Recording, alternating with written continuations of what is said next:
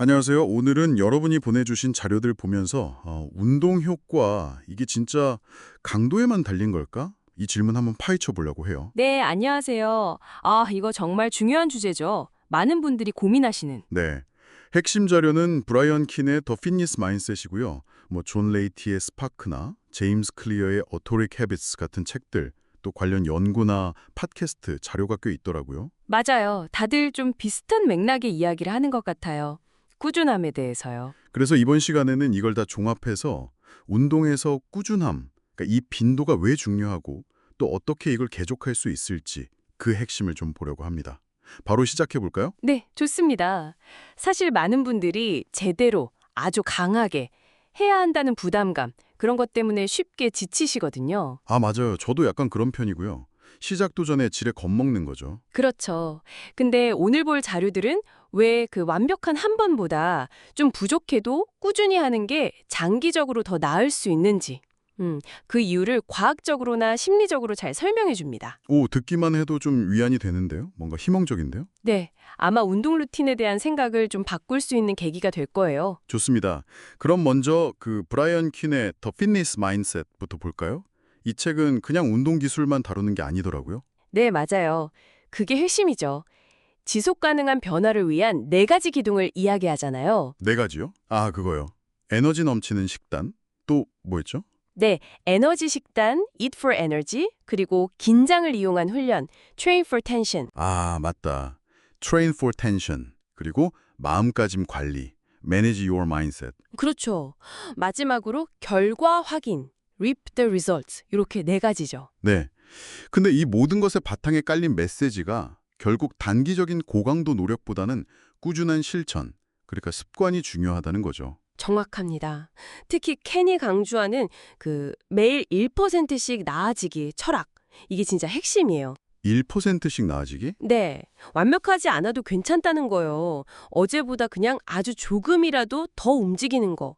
그 작은 성공을 계속 쌓아가는 거죠. 음, 그게 왜 그렇게 중요할까요? 빈도를 강조하는 이유가 있을 텐데요. 명확한 이유들이 몇 가지 있죠.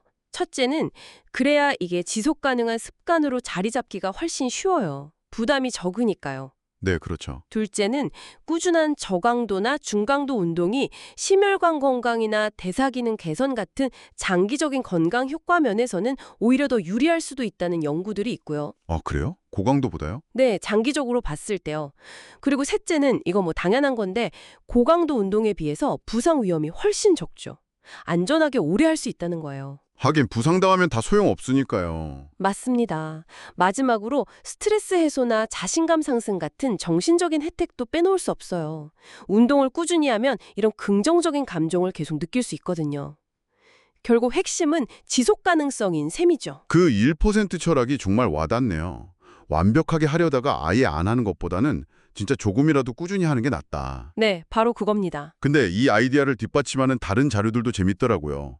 존 레이티 박사의 스파크. 스파크. 명저죠? 네, 규칙적인 운동이 단순히 몸만 건강하게 하는 게 아니라 뇌 기능이나 기분 개선에 얼마나 직접적인 영향을 미치는지 그걸 아주 과학적으로 보여주잖아요. 맞아요. 꾸준히 움직이는 것 자체가 우리 뇌를 최적화시키는 방법이라는 거죠. 학습 능력이나 집중력에도 영향을 주고요. 그렇군요.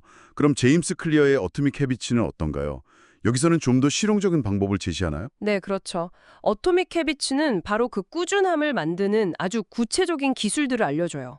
그 유명한 습관 쌓기 개념 있잖아요. 아, 습관 쌓기 들어봤어요. 네, 이미 매일 하고 있는 습관 뒤에다가 새로운 운동 습관을 딱 붙이는 거예요.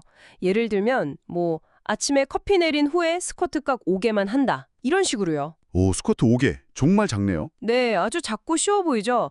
근데 이걸 매일 꾸준히 반복하는 것만으로도 운동 빈도를 극적으로 높일 수 있다는 거예요.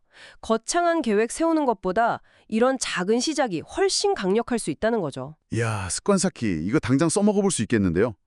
근데 여기서 진짜 흥미로운 지점은 그 HIIT 전문가들도 비슷한 얘기를 한다는 거예요. 맞아요. 마틴 기발라 박사 같은 분들이요. 네, HIIT면 완전 고강도 인터벌 트레이닝인데 이 분야 최고 전문가조차 연구를 해보니까 꾸준한 HIIT가 중요하다고 하더라고요. 그렇죠. 한 번에 막 몰아서 극한으로 운동하는 것보다 예를 들어 주 3회, 짧게라도요. 한 10분에서 20분 정도? 네네. 그 정도 HIIT를 6주간 꾸준히 하는 게 장기적으로 체력 향상에는 더 효과적일 수 있다. 이런 연구 결과가 나왔죠.